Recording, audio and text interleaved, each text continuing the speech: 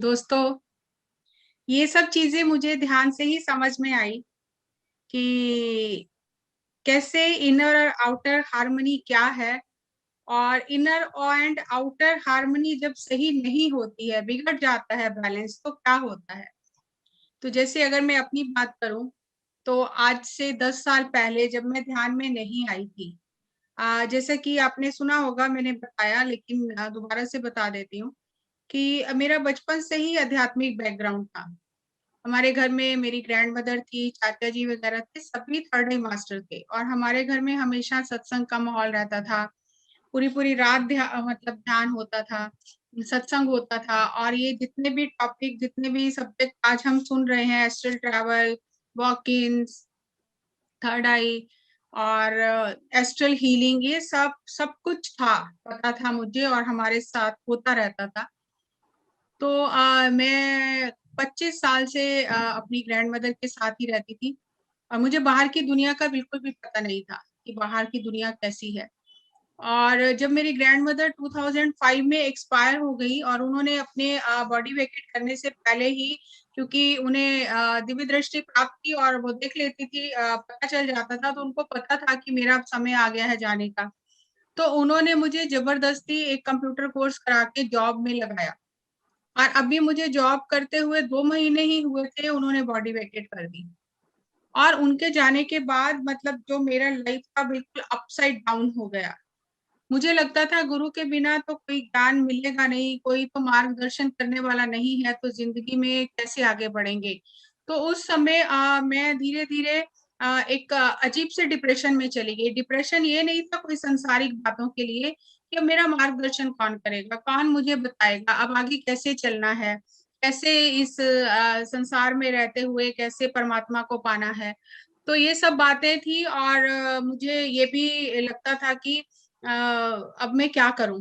तो उस समय मेरे दोनों घुटनों में बहुत दर्द होने लग गया और धीरे धीरे वो बढ़ता गया। तो फिजिकली भी अनफिट हो गई, मेंटली तो अनफिट थी और रिलेशनशिप इशू भी हो गए सारे घर में। और उस समय मैं जॉब करती थी तो प्रोफेशन पे उसका बहुत असर होता था। छोटी छोटी गलतियां हो जाती थी, डांट पड़ती थी और बहुत टेंशन भरा वो पूरा माहौल उस समय समय रहा मेरे लिए 8 साल। मैंने पहले आयुर्वेदिक एलोपैथिक दवाइयां खाई और फिर ऑर्थोस्कोपी भी कराई दोनों घुटनों की। उसके बाद कोई फर्क नहीं पड़ा और मेरी प्रॉब्लम बढ़ गई। फिर मैंने आयुर्वेदिक दवाइयां खानी शुरू की और फिर नेचुरोपैथी भी किया, सभी थेरेपीज भी कराई। उसके बाद में बैच फ्लावर रेमेडीज किसी ने बताया, वो भी लेना शुरू किया कि अभी लाइफ लॉन्ग तो मेडिसिन लेनी है तो कम से कम साइड इफेक्ट कम हो, क्योंकि साइड इफेक्ट एलोपैथिक और आयुर्वेदिक मेडिसिन का बहुत हो गया था मुझे। तो मैंने बैच फ्लावर रेमेडी स्टार्ट किया और ऐसे करते करते 8 साल बीत गए, लेकिन मुझे कोई रास्ता नजर नहीं आ रहा था। क्योंकि मुझे ये लगता था कि आध्यात्मिक चीजें जो मैंने बचपन से सीखी है उनका मुझे लाभ क्या हुआ है, मुझे तो जीना ही नहीं आ रहा है। तो मैं कैसे जीवन में नए, उस समय मेरे मन में एक यही नेगेटिव बातें बहुत होती थी कि मैंने सबके साथ इतना अच्छा किया, मैंने साधु संतों की, इतने महापुरुषों की सेवा की, फिर मेरा जीवन इतना कठिन कैसे हो गया। मैं तो जीवन पूरा सेवा को समर्पित करने जा रही थी, फिर ये मेरे जीवन में इतना सब कुछ क्या हो गया। तो मुझे लगा मेरा चुनाव गलत था या उन्होंने मुझे सही मार्गदर्शन नहीं दिया। तो मुझे सब पे गुस्सा आता था और स्वयं पे बहुत गुस्सा आता था। और मैं स्वयं का बिल्कुल भी ध्यान नहीं रखती थी, अपने दूसरों को दोष देना और हर बात के लिए स्वयं को दोष देना और खुद का क्रिटिसाइज खुद को करते रहना और हर समय नकारात्मक विचारों में उलझे रहना। तो मैं जब ऑफिस जाती थी तो कई बार स्कूटर से मेरा एक्सीडेंट भी हो जाता था, क्योंकि मैं तो सोचती कुछ और रहती थी और टक्कर हो जाती थी। तो मुझे लगता था कि ये सब चीजें करने के लिए, ऐसा जीवन जीने की तो मैंने कल्पना नहीं की थी। मैं तो बहुत ऊंचाइयों वाला जीवन जीने की कल्पना कर रही थी। तो ये सब क्या हो गया, मैं इससे बाहर कैसे निकलूं, कोई तो रास्ता होगा। तो ये मेरे मन में प्रश्न रहता था कि मैं जीवन की नई शुरुआत करना चाहती हूँ। मैं सारी चीजें भूल भूल कर ज्ञान जितना भी मैंने पाया है या जो भी मेरे साथ अच्छा हुआ है बुरा हुआ है, मैं पूरा, मेरा ब्रेन वॉश हो जाए, मुझे कुछ भी याद ना रहे और मैं नए सिरे से जीवन की शुरुआत करना चाहती हूँ। और ये कैसे होगा ये मुझे नहीं पता। तो मैं घर में जैसे कभी बात होती थी तब भी मैं यही बोलती थी कि मैं नई शुरुआत करना चाहती हूँ, कैसे होगी ये नहीं पता पर मैं नई शुरुआत करना चाहती हूँ। तब 8 साल तक ऐसे ही रोते रोते दवाइयां खाते हुए मैं कुछ ऐसा ढूँढ भी नहीं रही थी, क्योंकि मुझे पता था बाहर की दुनिया में अगर मैं गुरु ढूँढने जाऊँगी, कुछ जाऊँगी तो कहीं न कहीं चक्कर में फँस जाऊँगी, क्योंकि जब मैंने इतनी सारी चीज़ें घर में देख ली थी, तो बाहर कोई गुरु मुझे मिलेगा ये तो मुझे पता था ये संभव नहीं है, तो किसी चक्कर में पड़ जाऊँगी, तो उस तरफ मैं नहीं जाती थी। और फिर उस समय मेरे एक मित्र ऑफ़िस में ही थी, उसने मुझे कहा कि सफदरजंग में एक फैमिली ध्यान सिखाती है, तो किसी के साथ जाकर तू वहाँ पर ध्यान सीख। तो मैं किसी फ्रेंड के साथ वहाँ पर ध्यान सीखने गई थी और वो भी मैं अपने मन से नहीं गई थी। मुझे ध्यान का कुछ भी पता नहीं था। सिर्फ़ मैं उस फ्रेंड का मन रखने के लिए चली गई थी कि ये ना कहे कि ये सुनती नहीं है किसी की भी बात। और वहाँ गई तो जैसे डीएलएन शास्त्री जी हैं, वसंता मैम हैं, इनके घर हम पहुँचे और इन्होंने ध्यान सिखाया। तो पहली ही सिटिंग में मेरा डिप्रेशन दूर हो गया और मुझे जो जितने भी आध्यात्मिक विषय पता थे, वो सब धीरे-धीरे मुझे मेरे अंदर से आंसर मिलने लगे कि मेरी तो दिशा ही गलत हो गई है, इसीलिए दशा ऐसी हो गई है। मुझे तो बाहर क्यों ढूँढ रही हूँ, मुझे तो अंदर ढूँढना था।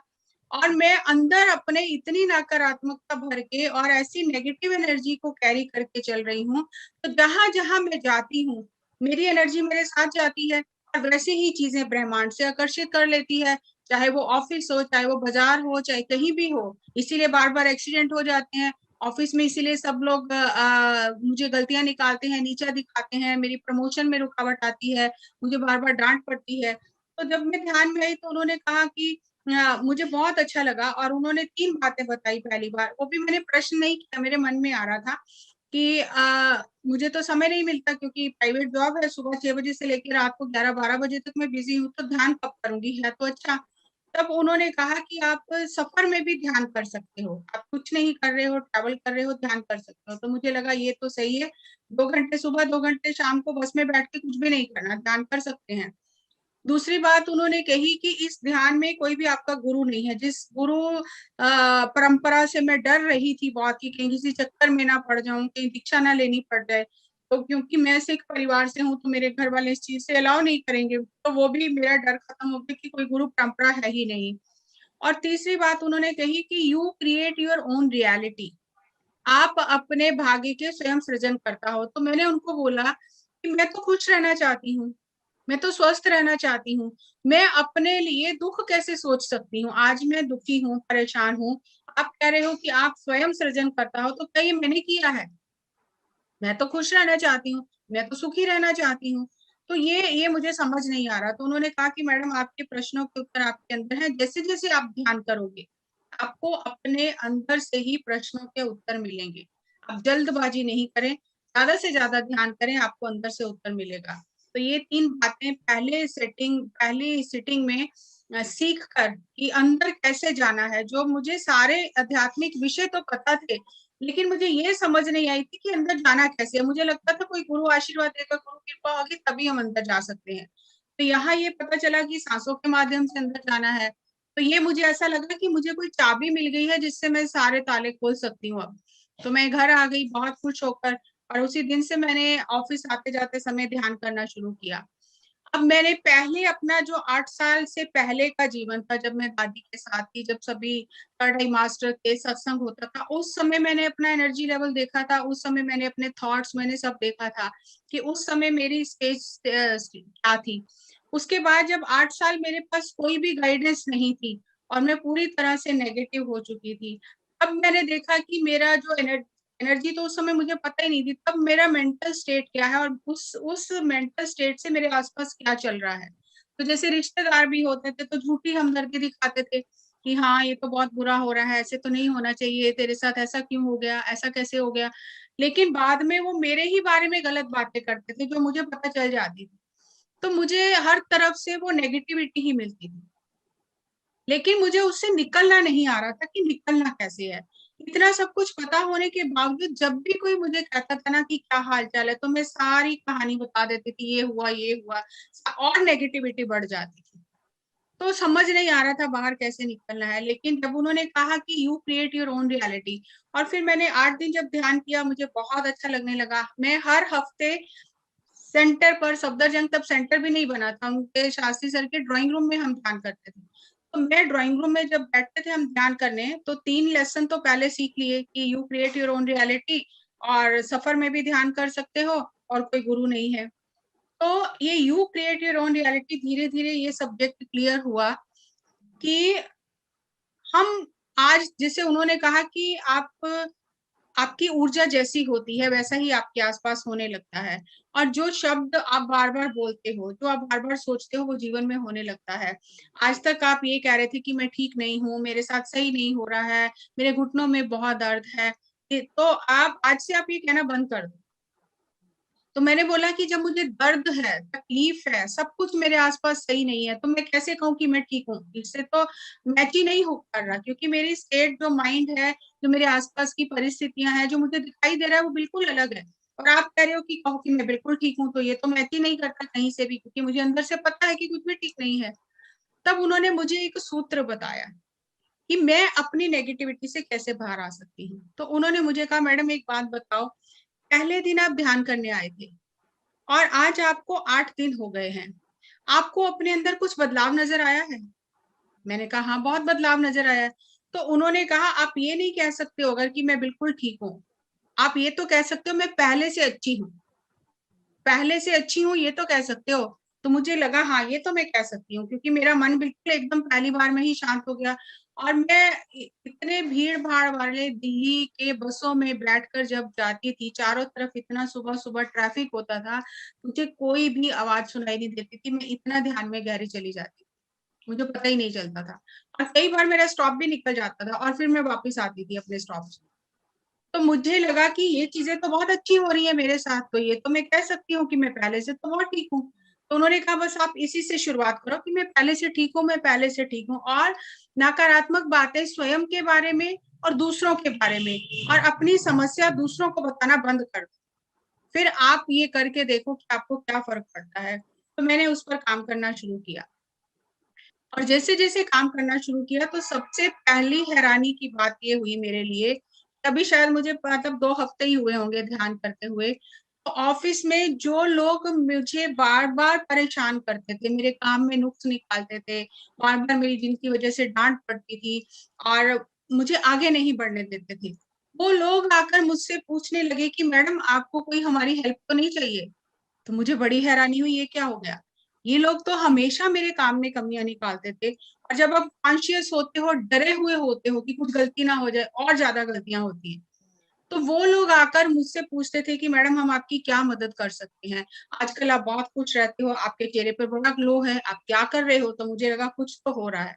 तो मैंने उन सबको ध्यान के बारे में बताया, और मतलब मुझसे उसके बाद इतनी बड़ी बड़ी भी गलतियां हुई काम में, लेकिन उन्होंने मेरा साथ दिया और मेरे बॉस तक वो गलती पहुंची ही नहीं। तो मुझे लगा इस ध्यान में तो वाकई कुछ है।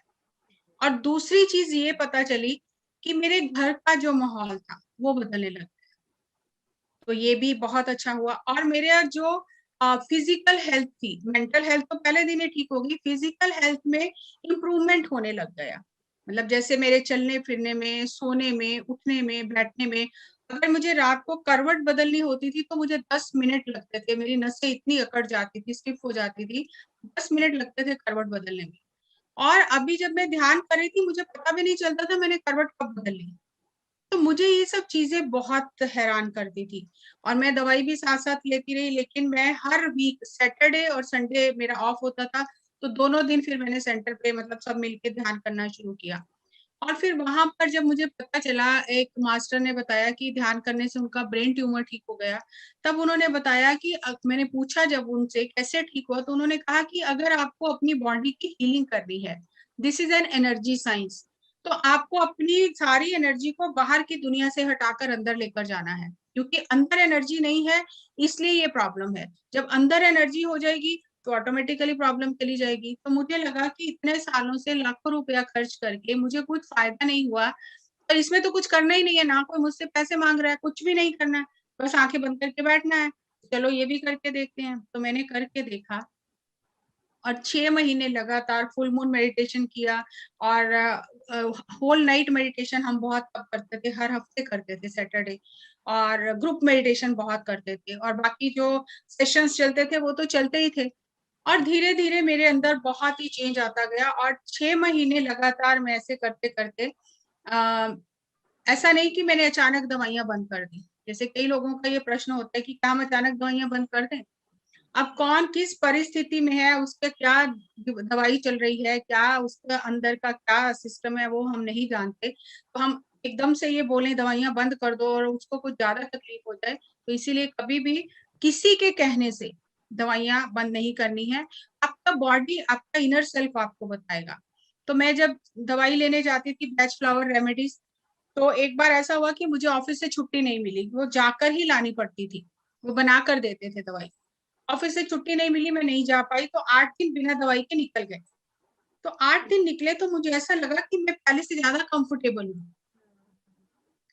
तो मुझे कहीं अंदर से लगा कि 8 दिन निकले, कुछ तो फर्क नहीं पड़ा, पहले से अच्छा ही लग रहा है, 8 दिन और देखते हैं। तो मैं 8 दिन फिर नहीं गई, और ज्यादा अच्छा लगने लगा, फिर मैं 8 दिन फिर नहीं गई। तो ऐसे 1 महीना बीत गया और मुझे अपने आप में बहुत एनर्जी फील होने लगी, और कहीं पेन में नहीं थी, तो मुझे लगा कि दवाई लेनी किस लिए है। तो उस दिन के बाद मैंने दवाई बंद कर दी, और फिर धीरे धीरे मेरे नी कैप भी उतर गए।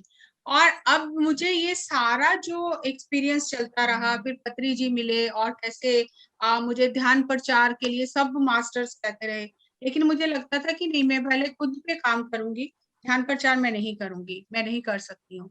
लेकिन धीरे धीरे जब मेरी जॉब भी चली गई, और फिर 2 साल तक मैं घर में रही, बुक्स पढ़ती रही, पत्नी सर के साथ टूरिंग करती रही, और सेशंस ऑर्गेनाइज करने अलग अलग जगह जाकर सर के साथ में, तो मैंने बहुत कुछ सीखा।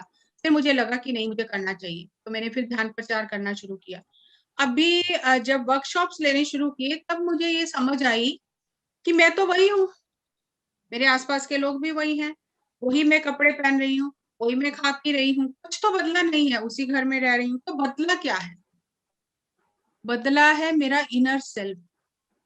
और जैसे ही मेरा इनर सेल्फ बदल गया, तो आउटर में वो रिफ्लेक्शन ऑटोमेटिकली आने लगी। पहले मैं क्या कर रही थी, बाहर से हर चीज सुधारने की कोशिश कर रही थी, कि ये मुझे मुझसे प्यार से बात करे, ये मुझे उल्टा जवाब मत दे, ये ऐसा ना करे, ये ऐसा ना करे, ये ठीक हो जाए तो मैं ठीक हो जाऊंगी, ये मेरे साथ ऐसा ना करेंगे तब मैं खुश रहूंगी। तो मैं बाहर की चीजों को सेट करने की कोशिश कर रही थी, जो इम्पॉसिबल है। ध्यान में आकर मुझे पता चला, अगर मेरा मन ही मेरे कंट्रोल में नहीं है, मेरे फीलिंग्स मेरे कंट्रोल में नहीं है, तो मैं दूसरों पे क्यों अपेक्षा कर रही हूँ कि वो मेरे हिसाब से चलेंगे। तो मुझे अपने इस सिस्टम को, अपनी एनर्जी को, अपने थॉट्स को, अपने वर्ड्स को, अपने फीलिंग्स को, अपने इमोशंस को अपने हिसाब से रेगुलेट करना है। तो मैंने जब ये चीज समझी और उस पर काम किया, तो उसका धीरे धीरे असर दिखाई देने लग गया। तब मुझे समझ में आया कि ये चीज जो लाखों रुपया खर्च करके भी हम पा नहीं सकते हैं, ये तो एनर्जी साइंस है, ये तो सबको पता होनी चाहिए। तब ये चीज मुझे पता चली, कि मुझे लगा कि मुझे इतनी खुशियां मिली हैं ये ध्यान से, तो मुझे बांटनी चाहिए। तब मैंने ध्यान प्रचार करना शुरू किया, और वर्कशॉप्स लेने शुरू किए, स्पेशली स्टूडेंट्स के। शुरुआत मैंने जो की, छोटे बच्चों से की। पहले स्कूल्स में जाके छोटे बच्चों को ध्यान सिखाना, उन्हें ये सब्जेक्ट बताना, एनर्जी साइंस बताना, थॉट्स कैसे हमारे काम करते हैं, हम जो बोलते हैं वो कैसे। तो बच्चों के जो रिस्पॉन्स आते थे, उनका जो ट्रांसफॉर्मेशन होता था, वो बहुत बढ़िया होता था। तो धीरे धीरे फिर मैंने बड़े कॉलेज स्कूल में भी जाके क्लासेस लेने शुरू किए, और रेगुलर सेशन फिर लेने शुरू कर दिए सबके। फिर कॉर्पोरेट में और गवर्नमेंट ऑफिस में जाके जहां जहां समय मिला, मैंने करना शुरू किया। तो ये एक अद्भुत विज्ञान है। हमें अगर अपनी दशा सुधारनी है, तो हमें सबसे पहले अपनी दिशा सुधारनी होगी। अगर हमारी दिशा ही सही नहीं है, तो दशा कैसे ठीक होगी? हम सोचते हैं कि ग्रह नक्षत्र सब ठीक हो जाए, तब हम ठीक हो सकते हैं। लेकिन हमें अपने आप को अंदर से स्ट्रांग करना है, हमें अपने आप को मजबूत करना है, और स्वयं को सुधारना है। जब हम स्वयं की एनर्जी को बदल लेते हैं, हमें बदलना भी नहीं है, बस हमें ध्यान करना है, वो अपने आप ही अंदर का सिस्टम सब सेट हो जाता है। तो हमें स्वयं को ध्यान से ऊर्जा देनी है। आपको प्रेजेंटेशन नजर आ रही है? Yes, ma'am. You have to grow from the inside out. None can teach you, none can make you spiritual. There is no other teacher but your own soul. आपकी आत्मा ही आपका मार्गदर्शन कर सकती है। हम जितने सेशन सुनते हैं, जितना दूसरों से ज्ञान सुनते हैं, पत्री सर से ज्ञान सुनते हैं, कहते हैं कि मन को शुद्ध करने के लिए, मन को अपने हिसाब से चलाने के लिए हमें ज्ञान की जरूरत है। ज्ञान जितना हम सुनते हैं उससे जो हमारा मन है वो समझता है, उन चीजों को ग्रहण करता है, लेकिन असली ज्ञान वो है जो हमारी आत्मा से आता है। क्योंकि जैसे जैसे मन शांत होता है, जब तक मन का शोर है, विचारों का शोर है, तो आत्मा की आवाज होते हुए भी हमें सुनाई नहीं देती। ध्यान से क्या होता है, मन का शोर शांत होता है, मन शांत होता है, मन स्थिर होता है, तो हम अपनी आत्मा की आवाज सुन पाते हैं। जैसे अगर सागर में बहुत सारी लहरें उठती हों, तो उसमें आप चांद का प्रतिबिंब नहीं देख सकते, लेकिन जैसे ही लहरें शांत होती हैं, आप उसमें चांद का प्रतिबिंब देख सकते हो। तो ध्यान करने से यही होता है कि वो जो लहरें मन में विचारों की दिन रात चल रही है, सोते उठते बैठते जागते, वो शांत हो जाती हैं और आपको अपनी आत्मा का प्रतिबिंब स्वयं के भीतर दिखाई देने लग जाता है। और यही ध्यान से हमें प्राप्त होता है। और जैसे ही आप अपनी आत्मा से जुड़ते हो, स्वयं से जुड़ते हो, तो आत्मा का जो प्रतिबिंब है वो बाहर भी प्रतिबिंबित होने लग जाता है और धीरे धीरे आपका एनर्जी लेवल चेंज होने से बाहर भी सब कुछ बदलने लग जाता है। जब तक हमें ये लगता है कि इसकी वजह से मैं परेशान हूँ, इसकी वजह से मेरे जीवन में परेशानी है, जब तक हम दूसरे पर एक उंगली उठाते रहते हैं, तब तक ये 3 उंगलियां हमारी तरफ आती रहती। हमें सबसे पहले क्या करना है, जो मैंने ध्यान में आके सीखा, जो भी मेरे लाइफ में हो रहा है, आई एम रिस्पॉन्सिबल। पिछले जन्म में चाहे मैंने किया है, चाहे उससे पिछले जन्म में किया है, उन कर्मों को बैलेंस करने के लिए मैं ऐसे रिश्ते नाते बनाकर इस धरती पर आई हूँ कि मेरे वो जो कर्मास हैं वो बैलेंस हो जाएं। तो आई एम रिस्पॉन्सिबल। पहले क्या था, अदर्स आर रिस्पॉन्सिबल, मैं ठीक हूँ सब गलत है। लेकिन ध्यान से क्या हुआ, मैं गलत हूँ, मुझे स्वयं को सुधारना है। और जब मैंने वो रिस्पॉन्सिबिलिटी लेना शुरू किया, inner peace begins the moment you choose not to allow another person or event control your emotions. जरा सा किसी ने कुछ कहा, मेरा अंदर हिल गया, इसका मतलब मेरा रिमोट कंट्रोल अभी दूसरों के हाथ में है। जब भी कोई बात होती है, क्योंकि हम संसार में रहते हैं, हम सामाजिक प्राणी हैं, और वो जब कोई बात होती है, थोड़ी देर के लिए उथल पुथल अंदर होती है, हलचल होती है मन में, लेकिन थोड़ी देर के बाद अगर हम उसको नहीं छोड़ पा रहे हैं, तो इसका मतलब है कि अगर उस बात को लेकर हम दिनों दिनों तक दुखी हैं, रो रहे हैं, हम उस बात को भूल नहीं पा रहे हैं, तो इसका मतलब ये है कि अभी भी मेरा रिमोट कंट्रोल दूसरों के हाथ में है। जितनी जल्दी मैं उससे बाहर आ जाऊंगी, उतना जल्दी I will regain my power. मैं अपनी शक्ति दूसरों को दे रही हूँ, मैं दूसरों को इम्पोर्टेंस दे रही हूँ, उनकी बातों को इम्पोर्टेंस दे रही हूँ। उनकी बातों को इम्पोर्टेंस देने से क्या हो रहा है, मेरी एनर्जी, इनर एनर्जी उनकी तरफ जा रही है। They are becoming more powerful, वो और ज्यादा मेरे साथ वैसा कर रहे हैं, और मैं अंदर से वीक होती जा रही हूँ, क्योंकि मेरी अंदर की एनर्जी तो मैंने दूसरों में लगा दी है। Where the attention goes energy flows. तो मुझे वो एनर्जी अपने अंदर लगानी है, अपने ऊपर लगानी है। तो जैसे शंकराचार्य जी ने भी कहा है कि निश्चल चित्ते जीवन मुक्ति। जब तक चित्त निश्चल नहीं होगा, जब तक वो ऊपर नीचे लहरें दूसरों की बातों से, दूसरों के प्रभाव से ऊपर नीचे तरंगित होता रहेगा, निश्चल नहीं होगा, तब तक जीवन मुक्ति नहीं है। जीवन मुक्ति तभी है जब आपका मन स्थिर और निश्चल हो गया है। तो वो तभी हो सकता है जब हम अपनी एनर्जी अपने पास रखें, अपनी एनर्जी दूसरों पर ना लगाएं। अगर हमें दूसरों को कुछ बताना है, कुछ सिखाना है, ध्यान सिखाना है, तो एक अलग बात है। लेकिन जब दूसरे हमारे साथ कुछ गलत करते हैं, कुछ गलत बोलते हैं, तो हमें उनकी बातों को महत्व ना देकर अपने भीतर मौन रहना है और इस बात को एक्सेप्ट करना है कि पिछले किसी जन्म में मैंने इनके साथ ऐसा किया है, इसीलिए ये वो एनर्जी मुझे वापस दे रहे हैं। अब मुझे नया कोई एपिसोड क्रिएट नहीं करना, इस एपिसोड को यहीं खत्म करना है। और अगर मैं रिएक्ट करती हूँ, अंदर ही अंदर उन बातों को चलाती रहती हूँ, तो इसका मतलब है मैं एक नया स्क्रिप्ट लिख रही हूँ, मैं उस चीज को खत्म नहीं कर रही हूँ, और अगली बार फिर मुझे उन्हीं लोगों के साथ आना पड़ेगा। तो अपने आप से प्रश्न करें कि क्या इन्हीं परिस्थितियों में इन्हीं लोगों के साथ आप दोबारा आना चाहते हैं? अगर नहीं, तो अपने आप को स्ट्रांग बनाएं और स्ट्रांग बनाएं। और अगर आपके अंदर बेचैनी है, घबराहट है, आपसे नहीं सहन हो रही कोई बात, तो सबसे बेस्ट मेडिसिन है मौन रहें। मौन रहने से जब आप अपने अंदर जाएंगे तो आपको आत्मचिंतन, आत्म मंथन करने का समय मिलेगा, और उससे आपको अपने प्रश्न का उत्तर मिल जाएगा।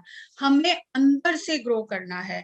जिस पेड़ की जड़ें मजबूत नहीं होती ना, वो जरा से आंधी तूफान से गिर जाता है, क्योंकि उसने जमीन में अपनी पकड़ मजबूत नहीं की है।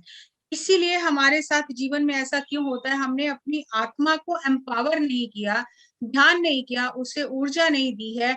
हम मन के स्तर पर जीवन जी रहे हैं, और मन जो है उसकी जड़ें गहरी नहीं है, वो कभी यहाँ है कभी वहां है, उसका कोई एक ठिकाना नहीं है।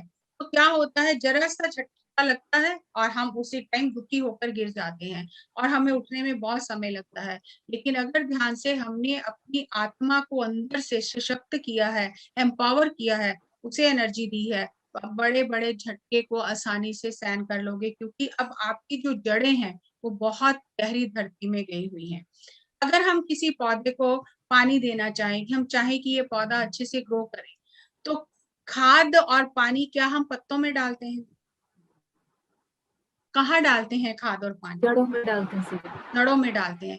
तो हमारी जड़ कहाँ है? कहाँ से हमारे जीवन की शुरुआत हुई है? आत्मा से, सांसों से। आत्मा और सांसें जुड़ी हुई हैं। आत्मा के शरीर में प्रवेश करती है सांसों के साथ, और सांसों के साथ ही इसे छोड़ देती है। तो अगर हम आत्मा को जड़ मान लें, और ये जो पोषण करने वाला जो खाद पानी है, ये हमारी सांसें हैं, तो हम जब सांसों के साथ एक होते हैं, तो हम अपनी जड़ों को यानी अपनी आत्मा को मजबूत करते हैं। और जितना हम आत्मा को मजबूत करते हैं, उतना ही हम अपनी आत्मा की आवाज सुनकर उस हिसाब से जीते हैं। जैसे अगर उदाहरण के तौर पर, अगर मान लो कि आपके घर में कोई जैसे बहुत क्लोज रिलेशन होते हैं ना, जहाँ पर वहां पे दुख ज्यादा होता है, जैसे पति पत्नी हो गए, सास बहू हो गए, बच्चे हो गए, तो वो दुख ज्यादा होता है, क्योंकि वो ज्यादा स्ट्रॉन्ग कार्मिक कनेक्शन होते हैं। लेकिन जब तक हम मन के स्तर पर रहते हैं, हम बहुत दुखी होते हैं। मैं 8 साल बहुत रोई, बहुत दुखी रही। लेकिन जब धीरे धीरे आत्मा का स्तर बढ़ा, आत्मा की एनर्जी बढ़ी, तब ये समझ आ गई ये तो कर्मा का पार्ट है, मैंने उनके साथ किया है, आज वो मुझे वो एनर्जी वापस दे रहे हैं, तो मुझे चुपचाप से सहन करना है। चाहे मेरे अंदर जो भी चलता है, मुझे उसको देखते हुए अब नई स्क्रिप्ट नहीं लिखनी है, उसे सहन करना है, एक्सेप्ट करना है कि जो दिया है वही वापस आ रहा है।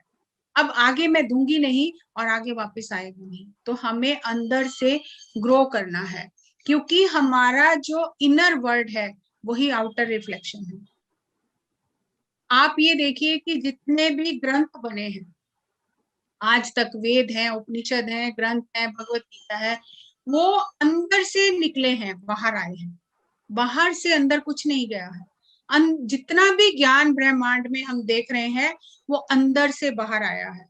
तो हमारे अंदर पूरा यूनिवर्स है, हम जो चाहें अपने अंदर से पा सकते हैं। और एक बहुत सुंदर कोटेशन है लाओ त्सु का, सेल्फ ट्रांसफॉर्मेशन कितना जरूरी है, इनर हार्मनी कितनी जरूरी है।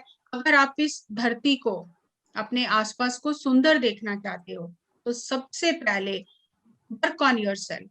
सेल्फ ट्रांसफॉर्मेशन उसकी पहली सीढ़ी है। If you want to awaken all of humanity, then awaken all of your self.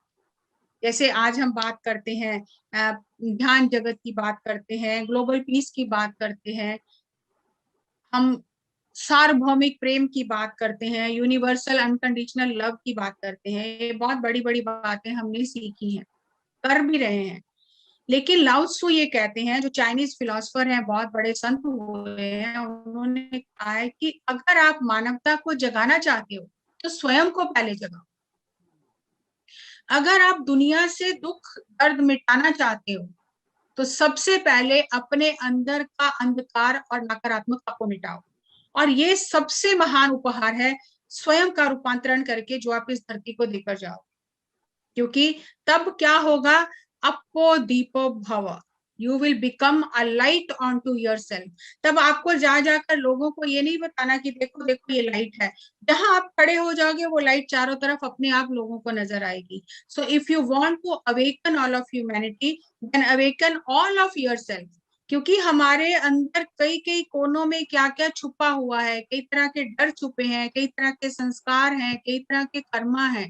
तो जैसे जैसे हम ध्यान करते हैं, एक एक पार्ट खुल के, परतें खुल खुल के हम उसको क्लियर कर रहे हैं। जैसे सभी जानते हैं, ऐसा नहीं है कि एकदम से सब कुछ हो जाता है, करते करते वो परतें खुलती जाती हैं और हमारी अंडरस्टैंडिंग बढ़ती है, हमारा एनर्जी बढ़ता है।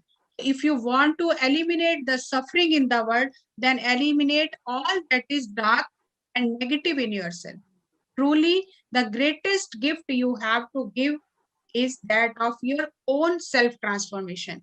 यहाँ हम क्या करते हैं, ध्यान में आने से पहले हम चाहते हैं सारी दुनिया बदल जाए, लेकिन मैं जैसा हूं मैं वैसा ही रहूंगा, क्योंकि मैं बिल्कुल ठीक हूं, मेरी कोई गलती नहीं है। लेकिन आध्यात्मिक विज्ञान ये कहता है, जो जैसा है वैसा ही ठीक है, अपनी गलतियों को सुधारो, स्वयं को बदलो, तो सारी दुनिया बदल जाएगी। तो self transformation is the best gift which we can give to ourselves first, then to all humanity। और यही इनर और आउटर हार्मनी है। जितना इनर जो है वो एनर्जेटिक है, उतना ही बाहर की चीजें जैसी भी हो उसका प्रभाव आप पर नहीं पड़ता। आपके आसपास वही आप हो, अगर आपका ऑरा और एनर्जी नेगेटिव है, वैसी चीजें आप ब्रह्मांड से इकट्ठी करते रहोगे। लेकिन आपने ध्यान करके खुद का सेल्फ ट्रांसफॉर्मेशन कर लिया, अपनी अंडरस्टैंडिंग को बढ़ा लिया, कर्म सिद्धांत को समझ लिया, वही आप हो, आपका एनर्जी चेंज हो गया, आपका मिरेकलस थिंकिंग हो गया। तो जहां आप जाओगे, आप उस तरह के लोगों को अपने जीवन में अट्रैक्ट करोगे। और यही इनर एंड आउटर हार्मनी है, कि जैसे हम अंदर से होते हैं, बाहर वैसी ही परिस्थितियां, वैसे ही लोग हमारे जीवन में आते हैं और वैसी ही घटनाएं हमारे जीवन में घटने लग जाती हैं। So self transformation is the best gift which we can give to our self and to universe. And इसीलिए हमें अपने अंदर की हार्मनी पर काम करना है, बाहर कुछ करने की जरूरत नहीं है। जैसे ही हमारी अंदर सब सही होने लग जाएगा, तो बाहर अपने आप सब सही होने लग जाएगा। Thank you very much.